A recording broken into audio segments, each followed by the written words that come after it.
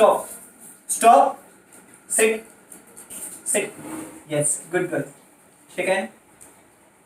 Very good. तो अभी आपने देखा कि ये कैसे मेरे को काट रही थी, कैसा भौंक रही थी मेरे ऊपर। तो आपके पपीज भी ऐसा करते रहेंगे। तो इसका मतलब ये है कि ये लोग एग्रेसिव हो गए? नहीं, ऐसा बिल्कुल नहीं है।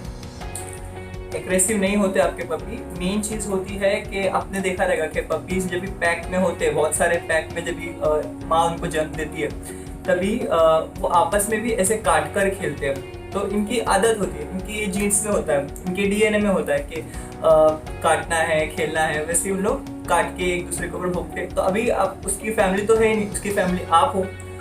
तो अभी वो लोग सोचते हैं कि आप उनके फैमिली हो तो आप उनके साथ में खेलोगे। तो अभी इसके लिए वो मेरे साथ में खेलने जा रही है क्योंकि मैं इसका फैमिली हूँ, है ना।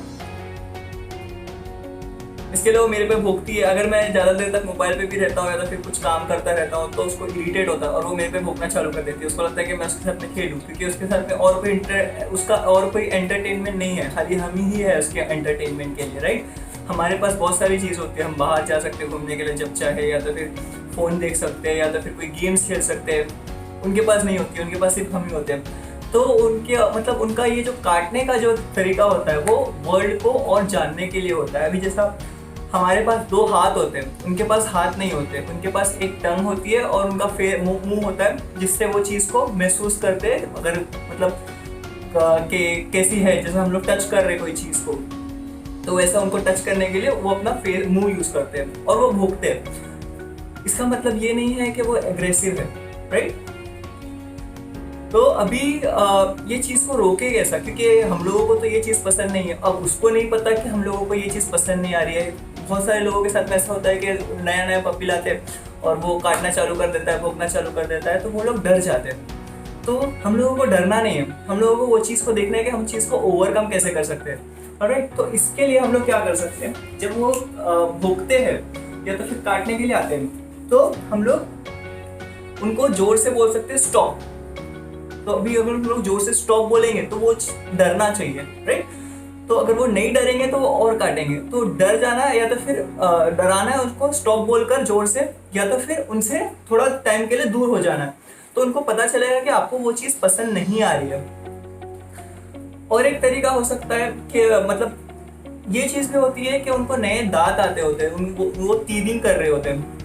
तो अभी टीदिंग के टाइम पे ऐसा होता है कि उनको बहुत सारी चीज़ें चबाने का मन होता है। जैसे ह्यूमन बेबीज होते हैं, जब भी पैदा होते हैं उनके पास जब दांत आने लग जाते हैं उनको, तभी उनका भी ऐसा होता है कि यार उनको और भी चीज़ काटने का चाहिए। तभी हम लोग उसको बिस्किट्स वगैरह आती है बेबीज़ की, वो देते हैं, या तो फिर कुछ टॉयज़ आते हैं वो देते हैं। तो वैसे ही इनके लिए भी टॉयज़ आते हैं अलग अलग, आपको बहुत सारे टॉयज़ मिल जाएंगे शॉप में।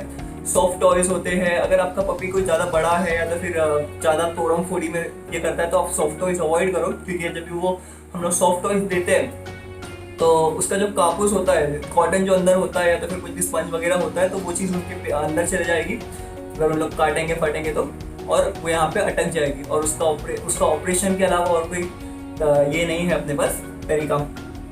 और भी टॉयज आते हैं, हार्ड टॉयज आते हैं, दूसरे नॉर्मल टॉयज आते हैं जिसके अंदर क्या बोलते हैं उसको, स्क्विशी टॉयज, जिसके अंदर पुप्पू वाली आवाज़ आती है। अभी फिलहाल मेरे पास है नहीं, मैं कहीं पे डाल दूंगा उसका फोटो स्क्रीन पे। तो वो वाले टॉयज आते हैं। और भी हार्ड टॉयज आते हैं जो उसको चबाने में अच्छा लगता है। अभी उनके मूड के हिसाब से भी उनका होता है। कभी उनको सॉफ्ट टॉयज चाहिए होते हैं एकदम च्यू करने के लिए, जैसे वो टेडी बेयर वाले हो गए। अगर आपका छोटा पपी है तो वो इतना कुछ तोड़म फोड़ी करेगा नहीं, मेरे को नहीं लगता इतने कुछ करेगा, क्योंकि कुल्फी भी नहीं करती है। मेरे पास इससे पहले एक जर्मन शेपर्ड था, तो अगर मैं उसको वो दे देता था कोई भी सॉफ्ट टॉयज, तो वो एक 5-10 मिनट के अंदर पूरा सॉफ्ट टॉयज खत्म कर देता था वो। तो कुल्फी नहीं करती है वैसा। उसके अलावा उसकी डॉग बोन्स आती है जो उनको च्यू करने के लिए होती है, कैल्शियम बोन्स भी बोलते हैं उसको। एक पतली स्टिक जैसे भी होती है, आपको दिख जाएगी स्क्रीन पे, पतली स्टिक जैसी होती है वो भी स्टिक, और डॉग स्टिक बोलते हैं उसको। और एक डॉग बोन जैसी आती है, बोन जैसे शेप में ही रहती है। लेकिन फिर भी वो लोग बोलते हैं कि आप इसको खा सकते हैं, आपके पपीज इसको खा सकते हैं, लेकिन मैं तो अवॉइड ही करने बोलूँगा, क्योंकि वो चीज़ भी पपीज के मुंह के अंदर जाने की ठीक नहीं। क्योंकि मेरे एक फ्रेंड का डॉग उसने कुछ दिन पहले लिया था, तो ऐसा हो गया, जर्मन शेपर्ड था वो, नया था एकदम, सिर्फ 1 हफ्ता हुआ था लाके।